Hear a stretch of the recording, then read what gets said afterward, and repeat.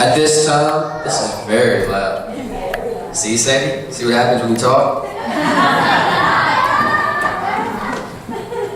At this time, I'm going to introduce my pawpaw, Brother Greg. He's going to give his testimony.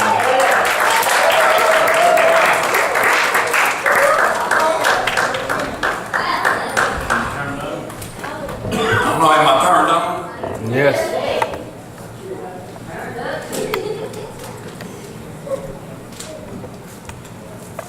Well, I'd like to start off with something funny. I died and went to heaven, got to the gates where St. Peter was at. And he said, for every sin, he gave me a piece of chalk, he said, for every sin you committed, get down on your hands and knees and start marking them more. So I got down and I started marking them more. On my knees. You hear me, Scott? I'm on my knees marking them more. Right, here comes Scott. Zippity-doo-dah, zippity-day. My, oh my, what a wonderful day. Hey, he come running right by me. And the gates opened and he went in. I'm like, no. Hey, let me go up to St. Peter. Hey, St. Peter, I've known Scott all my life. You know, how come I'm down on my hands and knees drawing a line for every sin I committed? And Scott went straight in. And he goes, never mind, never mind. Scott went in for another piece of chalk.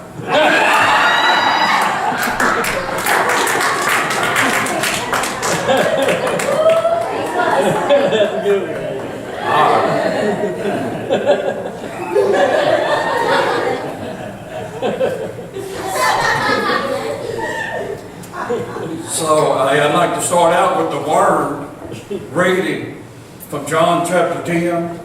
Now you can follow me along or just listen. But I'm going to go from 1 to 30. And I'm pretty good at reading because I've read it before. And then I'll give him my testimony and I'll relate the story to it. And most assuredly I say to you, he who does not enter the sheepfold by the door. Hey, the door, you can either underline it or highlight it if you're doing your Bibles. But climbs in some other way. The same is a thief and a robber. But he who enters by the door is the shepherd of the sheep. To him the doorkeeper opens, and the sheep hear his voice. And he calls his own sheep by his name and leads them in and out. And when he brings out his own sheep, he goes before them, and the sheep follow him, for they know his voice. Yet they will by no means follow a stranger, but flee from him, for they do not know the voice of a stranger. Jesus used this illustration, but they did not understand the things which he spoke to them. Then Jesus said again, most assuredly I say to you, I am the door. Jesus said, I am the door of the sheep. All who ever came before me are thieves and robbers, but the sheep did not hear them. I am the door, he said again. If anyone enters by me, and he will be saved, and he will go in and out and find pasture. The thief does not come to except to steal, kill, and destroy. But I have come that you may have life and have it more abundantly. And then here he is, I am the good shepherd. The good shepherd gives his life for the sheep, but the hiring, he who is not the shepherd, one who does not own the sheep, sees a wolf coming and leaves the sheep and flees, and the wolf catches the sheep and scatters them. The hiring flees because he is a hiring and does not care about the sheep. I'm the good shepherd, he says again. I know my sheep. I know my own. As the Father knows me, even so I know the Father. And I lay down my life for the sheep. And other sheep I have, which are not of this fold. Them I must bring them here with my voice, and they will be one flock and one shepherd. There's other sheep out there that still need to be saved. Therefore my Father loves me, because I lay down my life that I might take it up again. No one takes it from me, but I lay it down of myself.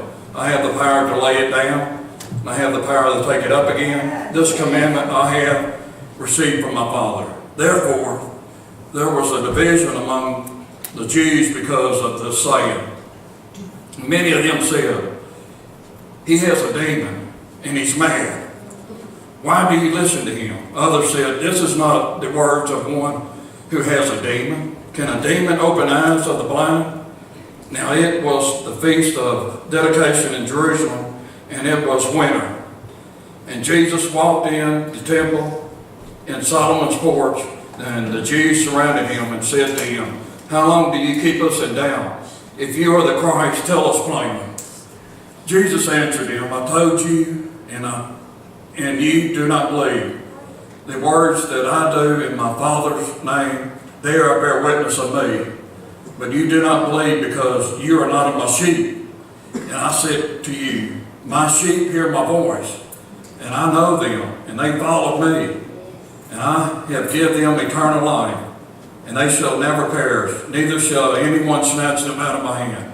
My Father who has given them to me is greater than all. No one is able to snatch them out of my Father's hand, and my Father are one." Me and my Father are one. Thank you. And the title to the message is, am I going in and out of the door or trying to climb over?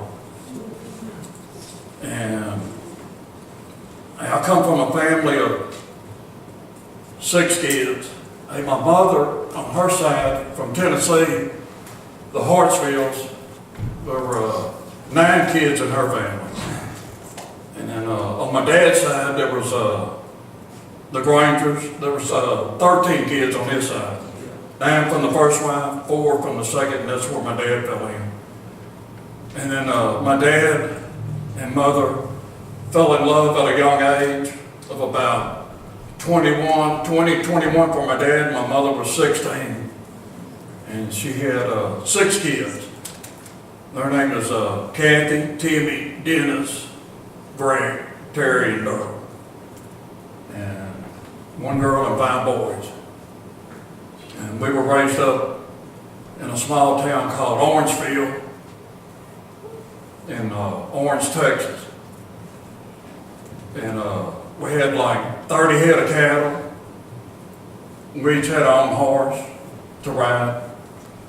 We had chickens, ducks, guineas, geese, like whatever you name. You name it, we had it. And we were all raised up Catholics. We went to church twice a week. Once on Sunday morning, and Wednesday we went and cleaned it. My mother had us go clean the church. So I guess we can count that too. But I was an altar boy growing up. Helped with the priest, and then broke off and became an usher, collecting money. And then he was all wonderful and fine. I think at that time I was going in and out the door with Jesus, following Jesus. I could hear his voice, and everything was great. And I was growing up, and I became about 18, and I met my wife. She was 17. And I got her pregnant before we started the senior year. And then we both finished high school and we both graduated together. And my oldest daughter was at our graduation. And my mother was there too, the big family. So everything fine and wonderful. I went to work for Texaco as a Boilermaker apprentice for 8,000 hours. Had to be a Boilermaker #1, had 8,000 hours. And I was walking in and out the door with Jesus. I wasn't trying to climb over nothing. So life was going good. Reagan was in office. And then, is that funny? Somebody knows President Reagan? Then 83 Reaganomics hit, all crunch. And I got laid off from Texaco. And I became the house husband, wife. I stayed home, took care of the kids, changed her diaper, Jennifer's, and cleaned house, cooked, babysitted. Amy was in school. And hey, everything was going fine. And then my wife decided she wanted a divorce, and then whammo, that hits me in my head. Got laid off, now I'm going through a divorce. And my 2 kids are going to go live with my wife. And a depression set in. I got real depressed. Went into a cope unit for about a month and got out. And then I got real low. I became a couch potato. I had no energy. I didn't know what was happening to me. And I looked up and, at God, I was mad at him. And I was really down and out. I can remember my dad went to Hawaii for a week. And when he left, I was laying on that couch. And when he come back a week later, I was still on that couch. I only got up to eat. My sister come visit. Didn't even want to bathe. And hey, the best thing for me to do is die. That's what I felt, No worth it. Didn't feel like living. And hey, that was in April '84 till September. And then there was some medication I was taking, but I was spitting it out because I didn't think I needed it. But anyway, my mother, they were just about ready to put me on disability then because I couldn't work. And my mother was like, no, you coming to Houston, you going to work. And I'm like, really? But I came to Houston and went to work for my mother in a make-ready business. I was kind of slumping at first, Took me a little while to regain my strength. And I started working with my mother. And there was a short period of time that I, quit all that partying. But when I came back to Houston, I drank a little bit, smoked a little bit, and I thought, yeah, that's what I've been missing. So I cranked back up, started partying, and I went back to working, and now I'm trying to climb over the wall. I'm not going through the gate. I wasn't even going to church. I really ain't been saved yet. I'm a Catholic. They do believe in that verse where it says be born again, it says saved, but we don't go through the process of it. But drinking, I drank a lot. Party, drink. A little bit, a lot.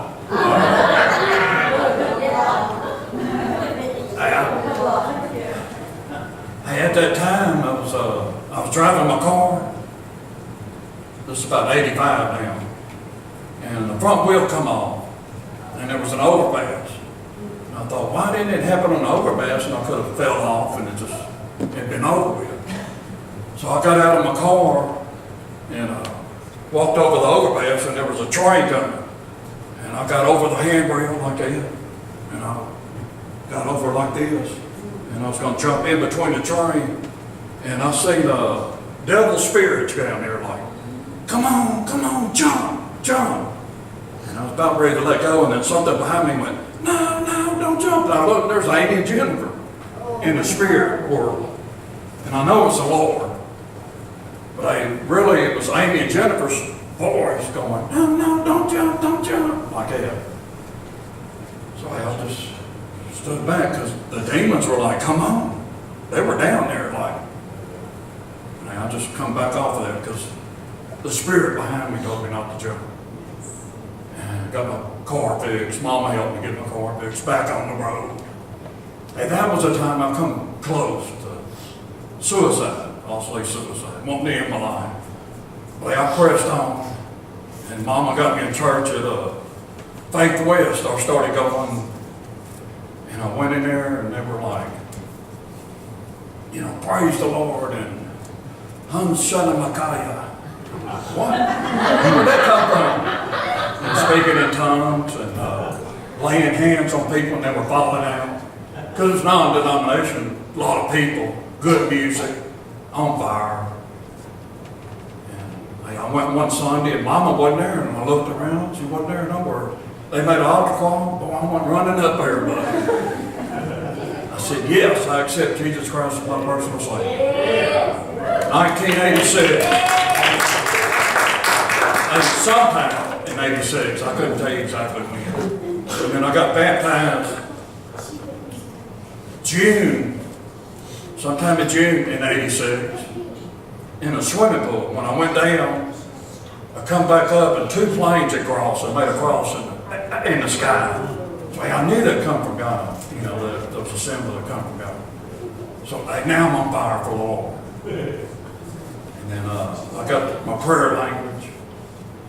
And I'd go in my room and I'd pray. And the people were behind me won't know who lived behind her because they were speaking some unknown language they ain't never heard. Kind of funny, but I'd pray in my room, get prayed up in the spirit, and go outside and wouldn't be afraid of nothing. I'd go down Montrose with Faith West or John Osteen's crew. We'd done a seminar with them, study class, how to go out and witness. And it was usually about, I don't know, probably 10 of us would go out on the weekend. We'd split off. And there would always be, you know, say 2 together somewhere. You wouldn't go by yourself. Hey, I'm strong in the Lord. I wasn't scared of nothing. That's when I got that parakeet, tied a string around his foot, put it right here on my shirt, and went down Montrose in a tank top shirt, kind of dressed like they were. And they had a little Bible back here and some tracts back here. And then they'd come up and see the bird and then I'd start witnessing to them. By myself, and Mama was like, no, don't do that, don't do that. I didn't care, I had the zeal. And I was fired up. And I asked God, what took him so long for me to get this, you know? He didn't save me earlier, but it was in his time. Fired up, zeal and everything going. And then it kind of just burned off a little bit. And I started coasting from 86 to 87. I moved to Humble. And then I started getting that taste back. Yeah, that's what I miss. Was that 87? Yeah, 87. Working as a maintenance man. I started drinking again, real heavy. Well, I'll say real light at first, and then it got heavy. And that was in Humble, Texas. I moved there from downtown Houston. I was, before that I was, saved, on fire. Going in and out the door. Hearing Jesus' voice. And here I done slid way back. And now I'm trying to climb over. I didn't even want to go through the door no more. Didn't want to hear his voice. I'm trying to get in some other way. So,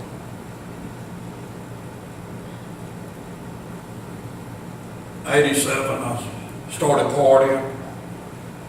And would go down 525 to the beer joints. And I found me the right woman. She worked at a beer joint. Isn't that good? Good match, isn't that how you match her? In the beer joint. She worked there. And I got my best buddy. We're going to go see Charlie Pride at the rodeo. So we went and seen Charlie Pride at the rodeo. And I was drinking him kegs. Started putting them down, putting them down, putting them down. And got ready to go home. My friend was like, I'll drive. I said, no, I can drive. He goes, I'll drive. No, I can drive. And I don't want to gross too many of you out. I done threw up on myself. I was a mess. And they all drove. They rode, and in the back seat he went, no, go that way. So I turned it that way. Bam, I hit a curve, watched my head, hubcap pass me on. And that was from Amsterdam all the way back to Humble. And when we got back to Humble, they all got it. They left me alone. Come on, man, where y'all at? Well, they ain't never brought me again. Hey, only by the grace of God. Yeah. Only by the grace of God. Hey, there was one time, brought Amy and Jennifer up to Sam Rayburn camping out. And when I left Houston, I had one eye closed. And God had to have that steering wheel for me to make it all the way to Lufkin with my two daughters going camping. There's no way I could have made it by myself. And I drove from crawfish festivals back to the apartment complex and had a call. And the only way I could get back was follow my friend and watch his license plate. That's the only way I got back. I couldn't see nothing else. There was another time I got a call and she's like, come in, come in. I didn't want to come in, I had alcohol in my breath. She's like, no, come in, I want to show you what it's doing. She turned me in, of course I got in trouble. That's just a few times I got in trouble. So I was working 97 and Mama was doing Mary Kay. She would come by my apartment and she'd ask me, you know, are you doing drugs? I'd lie. The cocaine lie. No. But she could tell because my cheeks were sunk in. I lost a lot of weight. And I wasn't too happy of a person to see at that time. But she kept praying that God would send somebody by to convict me. Convict him of what he's doing. And she kept praying and praying. And I kept partying and partying. I wasn't quite ready at that time. And yes, I'd go see my kids faithfully. It wasn't all trouble. We had some good times together in Houston. We went to the airport. We'd ride the trolley. And hey, back then it was free. Just get on it, jump on it, ride it back and forth everywhere. And hey, they'll never forget that. And brought them to see the airplanes. And hey, I'd take them in my apartment. And I didn't want them to go nowhere, so I'd lock the door. It had a double lock on it. And I'd lock it. And I'd probably pass out on the couch downstairs. Hey, they just jump out the window. Didn't stop them. Second story. Yeah, second story. But hey, thank God, God was involved to watch over everything so I was passed out. You're punished, can't go outside, you know. At one time, I was in the bar because it's right behind the complex. And I went in there, it's a round dance floor. And I got ready to leave, I ended up in the restroom. And I finally got outside with me and my buddy. He keyed the manager's car. And then, I don't know, we got in a big fight. And the next day the manager was like, I'd like to know who keyed my car. Sorry, I didn't tell you at that time, but I know who keyed it. And I was right there when he done it. But things like that happen, and he had a keg cooler, and we would go and party, and then when we got through partying there, we'd go to the keg cooler to his place and party. So I guess I'm through with partying. I'm about partied out. And it got rough.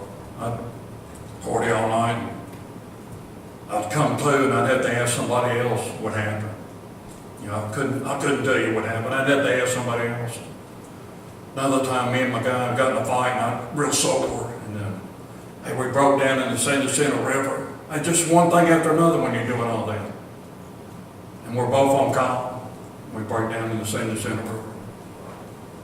So in 94, I got transferred. Well, 92, I got transferred to Kingwood. And I'm going to wean myself off the keg. Now I'm just going to go back to bottles, you know. And then I left them there, went to 1960 Kirkendall. 80% Hispanics, 10% white, and then 10% black. And I went to work there as a maintenance man. And then I went and checked the mail one morning early. And then a lady come up to me and started talking to me. And I thought, you know, I'm kind of rugged, and she's talking to me. And then all I know about is the angel lady, because she made angels, stuffed angels. And she goes, Irish people can't drink. And I thought, who are you? You know, you want to try me out? You know? She goes, no, Irish people can't drink. What you need is an AA meeting. I thought, what you need to do is leave me alone. But hey, you know what? I took her up on that AA meeting. They called Mike. Mike, come get him. They get to an AA meeting. Hey, he took me to an AA meeting. Guess where it was at? Catholic Church. Then made a full circle back to the Catholic Church. And that was in a little bit before September. And I'd go in there and get a desire chip. And boy, I got it now. And I'd turn it in that liquor store, give me something to drink. But they said, keep coming back. So I'd come back, turn that one in, get another one. That one was wet now. Get another one. And I'd done that for like 3 or 4 times. And then my last drunk was down the San Jacinto River, right there between Kingwood and Humble. And see, I'm still trying to climb over that wall. And I am just now fixing to hear his voice. Because we went down there partying, drank a lot. And then Sunday morning I got up and run that buck motor fast as I could, and I hit a sandbar, tore up the lower unit. And I thought, no, I shouldn't have been here. I should be in church or AA meeting. And then they were all pointing their finger at me. My beer buddy, the keg guy, my brother, and a few others. You know, look what you did. They were having to paddle back. And it was a long ways, and I was depressed. I was like, no, I shouldn't be out here. Anyway, we got back, and then that was a weekend. Hey, Tuesday, traded that chip in. And 9/94, September the 28th, I ain't had a drink since.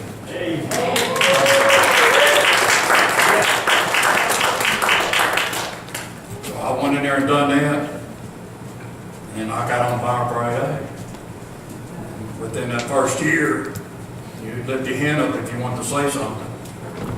And boy, I was like, I was talking. And he finally he said, shut up, you said enough. I'm like, what? And he hurt my feelings. I could have left and got drunk. But he taught me a lesson. Shut up, I done said enough. Let somebody else talk. And that's the way AA was. Let somebody else talk. Well, it started out with 6 people then. It was a young group. And within 2 years it grew to 30. Right there at the Catholic Church. There was only one thing I didn't understand. We had a Catholic Church reunion, party, whatever. We furnished all the balloons and drinks and stuff like that. And they might have had 1 or 2 priests, you know, that preached there. Like one of the priests was drinking beer. I thought, man, this ain't right. They're having AA meetings at a Catholic church and he's drinking beer. But hey, I didn't drink, and I thank God for that. I thank God for that. So hey, 94, 95, 96, I was dealing with a lot of anger issues. I quit drinking, but I needed something to fill that void. And I probably wasn't going to church then. Doing a lot of AA meetings.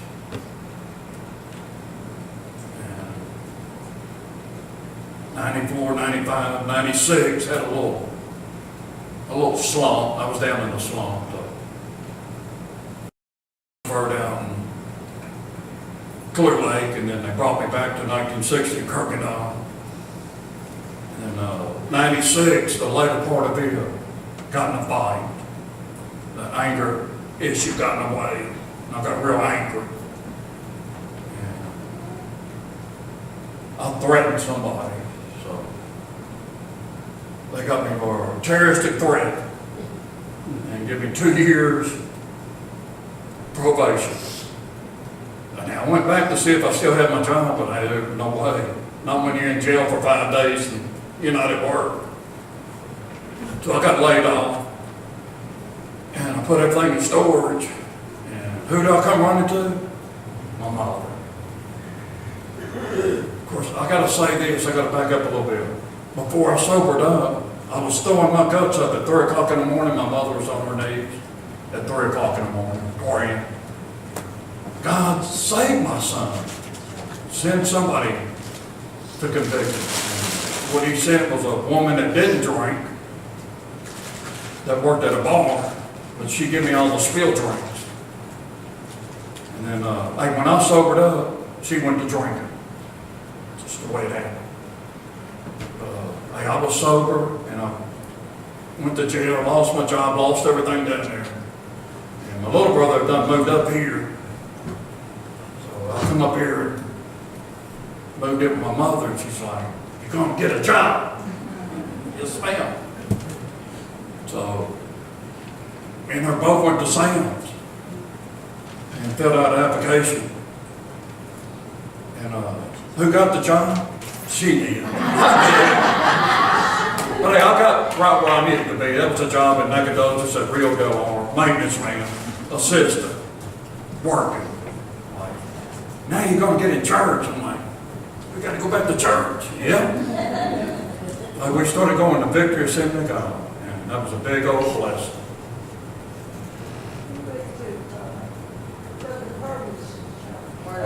Oh yeah. Word of Life first, and had Bible studies there. But then Randy St. Galgo came to Victory Assembly of God, and there was 20 people there. And she went and visited and brought me over there. And within a year or so, it grew to 200, from 20 to 200. And that guy was on fire, Randy St. Galgo. He'd go to preaching. And he'd run down that aisle and jump up on the seat and preach at somebody if he had to. He was just on fire. And everything going wonderful. Then my dad passed away April the 6th of 99.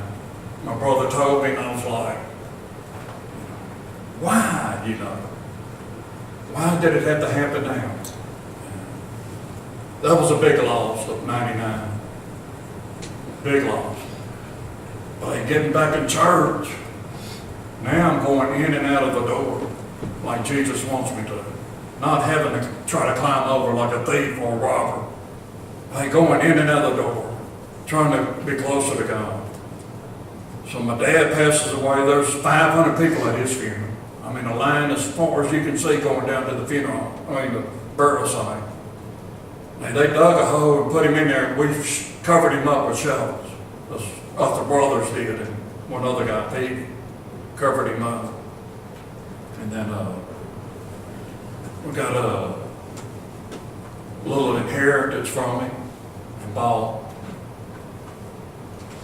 4 lots down there in Zavala on San Barbara, close to the bridge.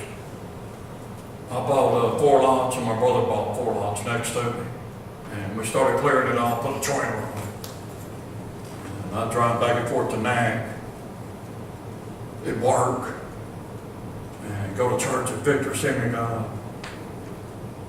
I'd go that morning, and then Wednesday, just something on Sunday evening, I wouldn't go. For some reason, I wouldn't go. But I continued to go, and I was growing, and I didn't want to miss. We was having a great time. And at that period of time, y'all heard me tell the story that we prayed for more people. And at that time, this church split. And that's when we got more people over. They came from Oak Grove to over there, and like, well, God, thank you for answering our prayers. So started going there, got real involved in AA and Nacogdoches. Had a sponsor Wimp and Duke Bradleton, my lawyer, and we were going in jailhouse meetings. We'd taken the AA book in jailhouse meetings. And that was on a Tuesday night. Taking the AA meeting and get out and go to the AA. And then I'd come down here, go to church at Victor Synagogue on Wednesday.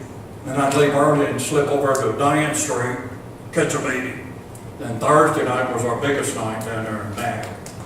And I've done that for quite a few years straight. Just kept occupied. I felt like when I was helping somebody else, I was getting out of myself. It felt good to help somebody else, so I could get out of myself. So that kept going on with Victor Synagogue, and then I started teaching the Royal Rangers, and we done things. I taught them for about a year, and we had a little class in front of the church, and give them a bunch of questions, and the guy that answered the most, I gave him $20.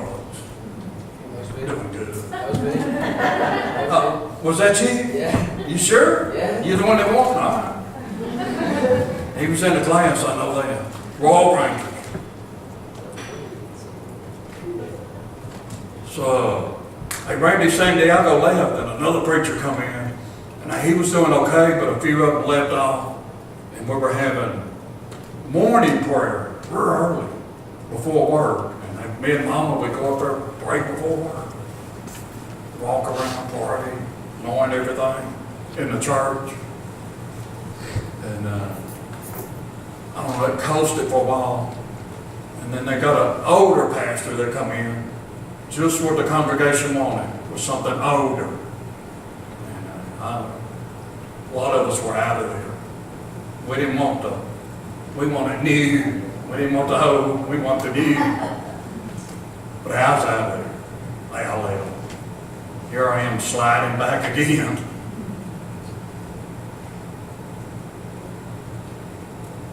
So I just quit going to church.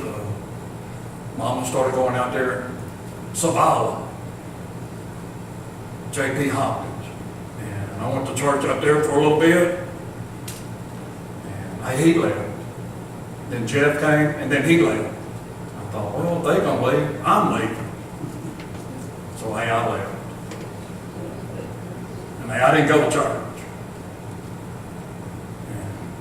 And I just kept working. Then I was working in Lufkin. I got transferred from Nacogdoches to Lufkin, Silver Creek Apartments. Everything was okay at that time. It was going pretty smooth. Had that trailer out there. And in 03, I sold an acre of land in Orange. And I took the money and I started saving it in my savings. And I bought some lumber and I started saving it up. And then 07, I pulled the lumber out and framed me a house up. And it took me 3 years to build it. 3 more years to build it. But it's paid for, thank God. It's paid for. No doubt. And it took 5 years to do all that with that acre of land I sold, plus working and overtime, and just putting all the effort I could into the house. And I worked on Wednesday night on it, and I'd work all weekend. And during the week I'd stay with Mom to try to cut down on traveling and gas. But I can remember at that period of time, working on a Sunday. I really should have been in church. So it just clicks in my mind. I remember them days. Working on a Sunday, should have been in church. So here I am trying to climb over that fence again, over the gate. I'm not hearing his voice. I'm not going in and out the door like I should.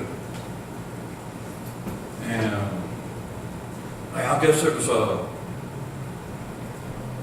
June of 2011, my back gave out. And they done an MRI and the disc had slipped out. and got against that sliding nerve. I didn't know it at the time. I kept going for 2 weeks. Thought, you know how men are, that we're tough. It'll go away, it'll go away. And this time it never went away. It hung in there and they done an MRI and that's what it showed. He said, we can start here and try to fix it, or we can do this. And I went with the surgery because I couldn't hardly walk. And they said if I would have kept going, the next thing I would have done was cut off my urinary tract. They would have cut it off completely and I wouldn't have been able to. Well, I would have had to go to the hospital then. It got that bad. So I got it set up in Nacogdoches, had major surgery. At that particular time, Mama had brain surgery. So she was out in Beaumont, Orange, and I was in Lufkin. I had to fend for myself. Where's my mama? But it wasn't easy, and Jennifer was working up in San Antonio at that time, working with Angel. And when dramatic things happen to me, and I'm not taking care of myself, I'll get on this high, but then I come to this low, and I got to that low again, depression. It hit me. I went back to work, tried to work, but it wasn't only my back, it was depression too. And thank God my mother was there again, and she got me help. And I got back on track, and she's like, you gonna go to church? I'm like, hey, I can't go to church. You know, I don't have enough gas money. Hey, Miss Pearland, I'm going to give you $10 for gas. I'm like, well, that didn't work. So hey, she whipped out a $10 bill. Wham! So I came to Restoration Worship Center.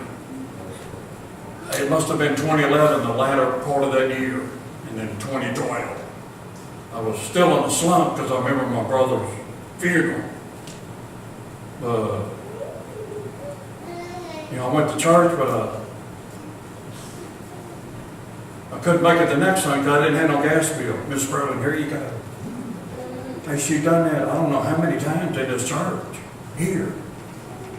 Oh, I got to come back now. Miss Pearland is fielding me. Like, man, I should have used that excuse. I should have come up with another one.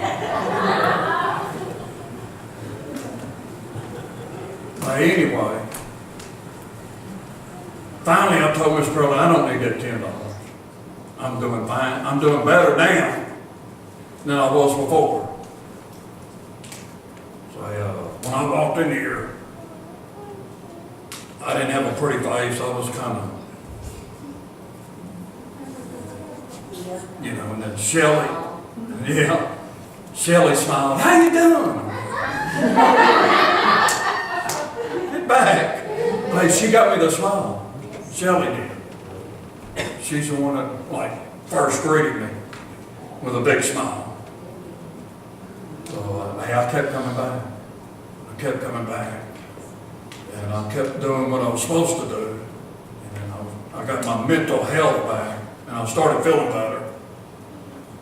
And a little bit longer, Pastor Charles said, do you want to drive a van and bring them people from Savannah? I'm like, what? Drive a what? Oh, I need to pray about it.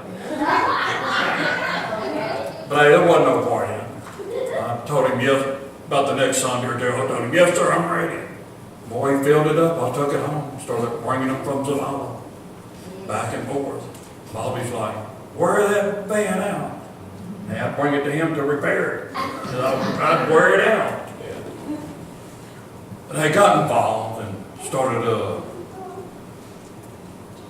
shampooing the carpet, getting involved in people here, coming to church on Sunday morning, but I wouldn't go that evening, and Wednesday. And cut a little bit of grass last year. I helped them with the restroom here. They've got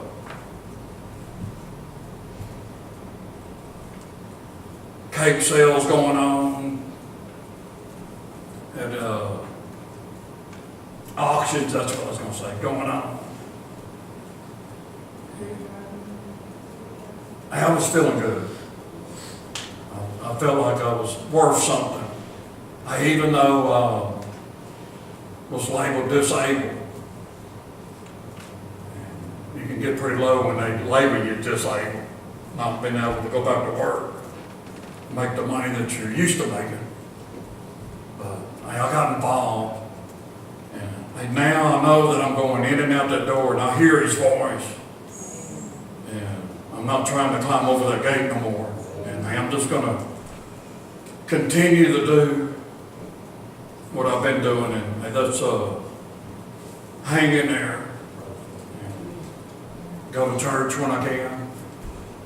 Be with family. Got a lot going on this week. I've been helping my son-in-law, which is Jennifer's husband. He's putting a new roof on his house. I'm the ground man. Handing them whatever they need and cut whatever they need. I've been up there before, but a little bit hard bending over. But we've been doing that all week. It's been good. Do I say that there's no more problems in my life? No, I got problems just like everybody else does. You just have to deal with them one day at a time. I've had recently my hot water heater went out on my RV, so that's another little project I got to do this week. Probably replace it, get things done. But hey, I love the Lord. I love this church. I love my family. I love my pastor. And may I give Jesus all the credit. Thank you.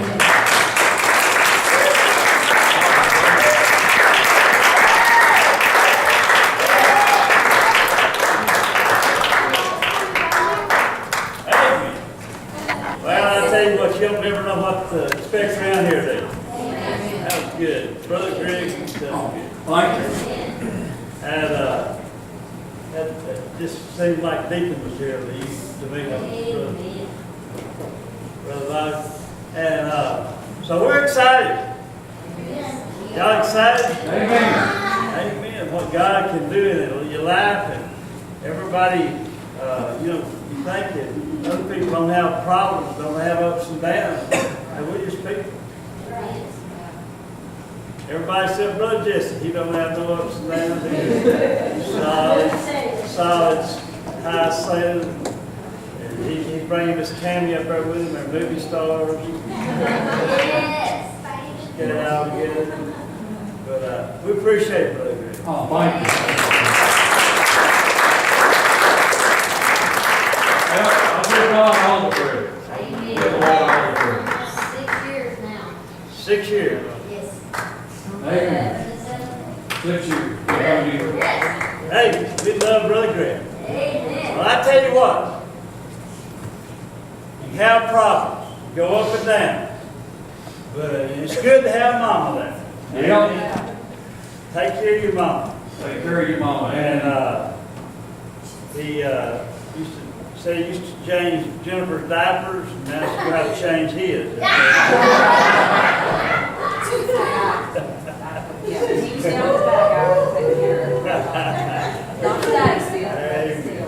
But you know what? When things go wrong, and they will, you always got Jesus. Amen. I tell you what, Miss Margie, come over here by herself. She had a burden for people, especially her family. And now Miss Margie's got her family in here. She's done more for our church, brought more people in our church. And she's just a blessing. Praise God. Thank God for mine.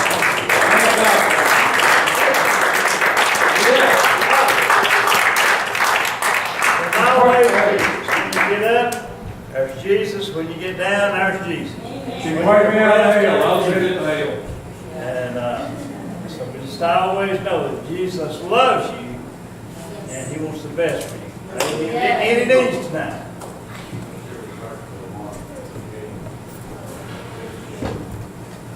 We need to pray for Brother Mark's dad and for Shelley Doyle's.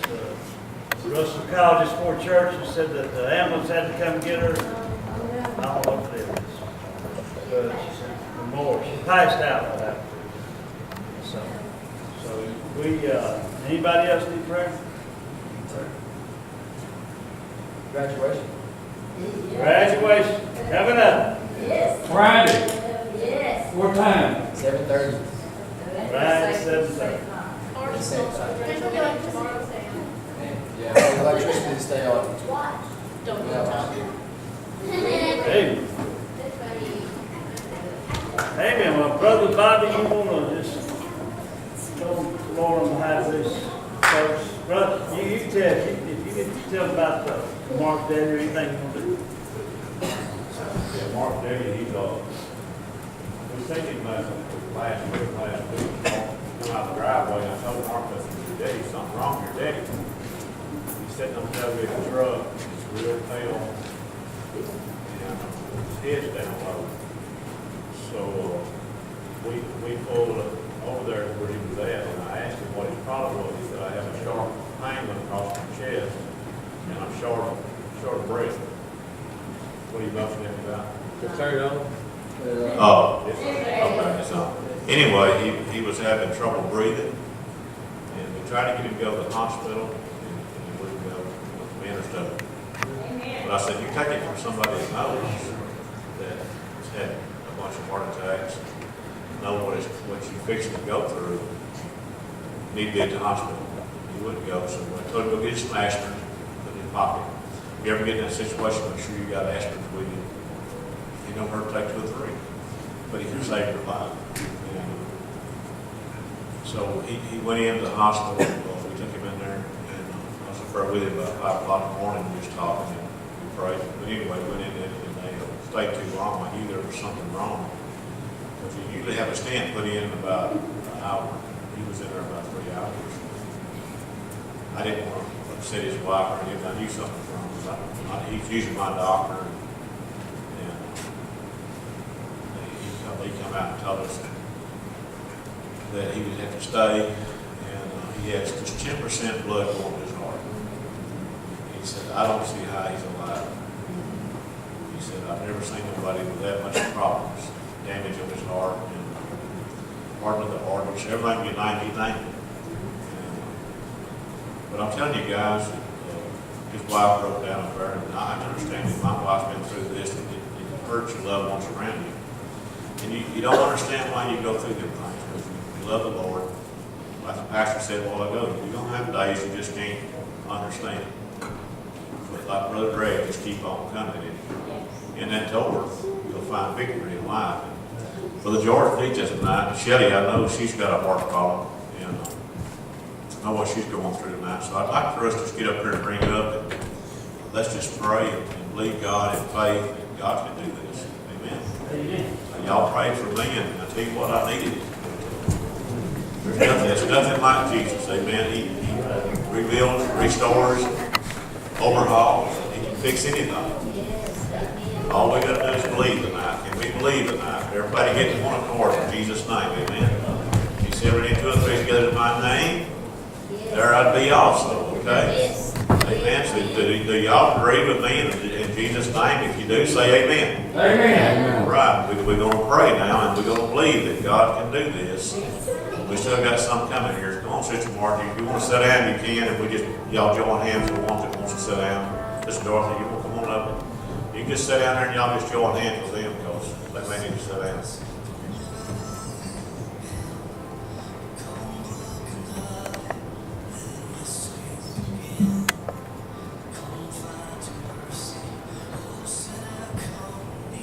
Let's take just a moment. Make sure we clear our minds out. Cleanse our hearts. But nothing can stop the prayer from going to heaven. Father, first of all, we want to ask you, Lord, give us of anything we said or done that you can place to us. Lord, I know that you can heal, Lord Jesus. There's nothing you can't do, and we don't have to beg. Lord God, I know tonight you can heal Brother George's heart. Lord, we speak life into him in the name of Jesus. We pray that life will come in and all the sickness leave in the name of Jesus. And any hindrance of anything that's there that's not of you, Father, we bind it away from him right in accordance with the word. And we loose your healing hand upon him. Now, And we pray for all the medicine that comes to him, that you minister it. The doctor's hands be blessed and goes into do the surgery. Father God, he comes out there and gives you glory and on fire for you, Lord God. And he says he's saved, and God, you're the only one that knows and heals where he's at with you tonight. So Father, I know tonight you're still God. Yes. I know tonight there's nothing you can't do tonight. Father God, there's no one you can't reach. And Lord, for Sister Shelley tonight, she needs an intercession, Lord. She needs help tonight. And God, that old passing out spirit's got to go. It's not of you, and sickness is not of you, so we cast it away from her in the name of Jesus. We believe in faith. We believe in faith tonight. God, you can do anything. The God we serve is alive. He's arisen. And Lord, you're not dead, and you're still healed, and you're still saved. And Lord, we release your power upon this church. Make us better today than we was yesterday.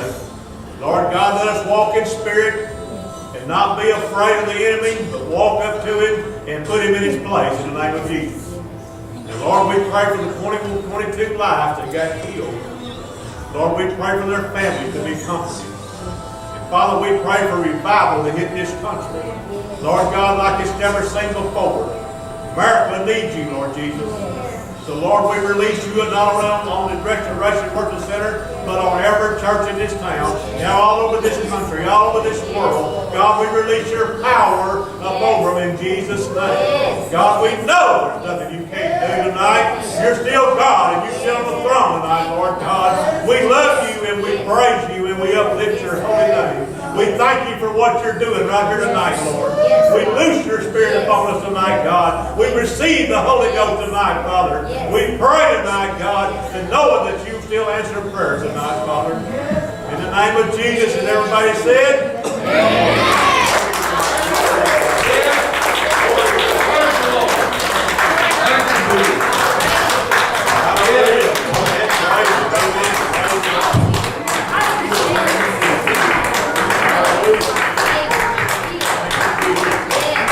Hallelujah. Thank you, Jesus. Glory to God. Any other needs before we leave now? Yours, Mama? She's home. Praise the Lord. Thank you, Jesus. The answers before you even ask. I like that. You know, Amen. always. Hallelujah.